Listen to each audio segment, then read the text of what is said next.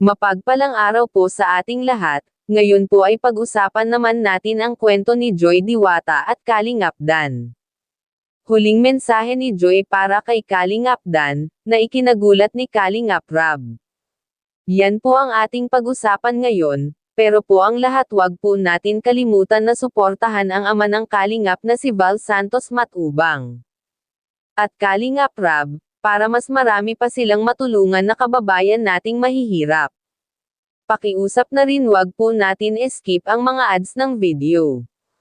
Mga Kalingap, nakakalungkot po ang balita galing kay Joy.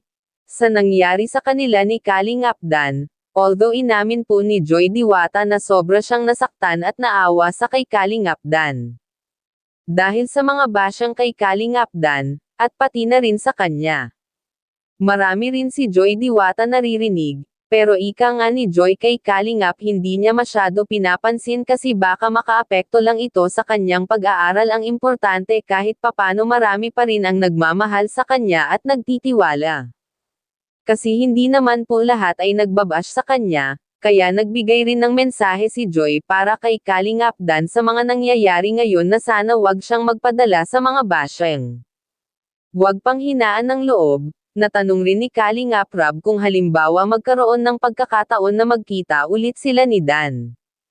Ano ang sasabihin ni Joy? Syempre di rin maiwasan na magkita sila kasi Kalingap naman si Dan. So okay po para kay Joy kasi may pinagsamahan naman sila ng almost 11 months. Sobrang naawa rin si Kalingap Rab kay pinsan niya Dan. Kasi hindi naman po deserver ni Dan na mangyari sa kanya ang ganitong isyo po. Yun nga, tama naman ang sinabi po ni Joy Diwata, na magtiwala lang siya sa kanyang sarili kasi malalampasan naman ni Dan ang lahat ng nangyayari ngayon sa kanya. Ang tamang gawin ngayon ni Kalingap Dan ay enjoy na lang muna niya ang life niya kasama ang mga pamilya niya. Sa totoo lang po kawawa talaga si Dan, kasi kung ano man po ang mga nangyayari ngayon hindi niya po sinadya. Kaya mga Kalingap, kahit ano pa man ang mangyari, suportahan pa rin natin si Kalingap Dan, kasi mabait po siya at marami rin siyang naitulong kay Joy Diwata. So, if ever na hindi love team magkita lang kayo ni Dan, yan. Hindi siya love team siyempre, Kalingap siya, Kalingap ka rin. If ever na magkita kayo, kagaya albo, ganito, nagkatabi kayo, ano yung una mong sasabihin sa kanya? Kamusta po? Siyempre, kamusta? Kasi ang dami pong nangyari po ay.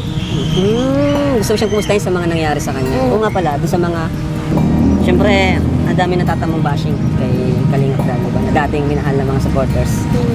Anong gusto mong sabihin? Anong mensahe mo sa kanya?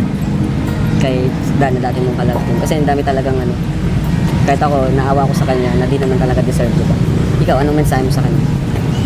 Siguro po magtiwala lang po siya sa sarili niya. At alam ko naman po malalampasan niya po lahat ng bashing, lahat po ng issues na na kinakaharap po niya ngayon. Kasi tiwala lang po siya sa sarili niya at i-enjoy niya lang po yung life niya kasama yung family niya.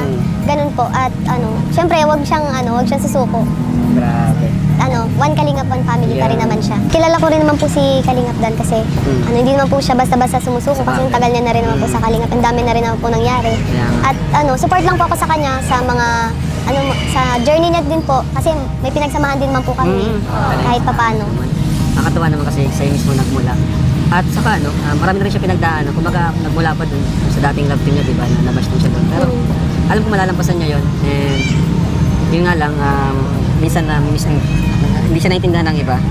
Gawa ng yun, yung iba kasi gumagawa ng mga sari-saring kwento na wala namang katotohanan. So masakit din para sa kanya. Kaya may mga times na nakakapagsalita siya ng hindi niya talaga gustong sabihin or masasabi niya na hindi niya sinasadya. Kasi sa pagtatanggol niya sa kanyang pamilya.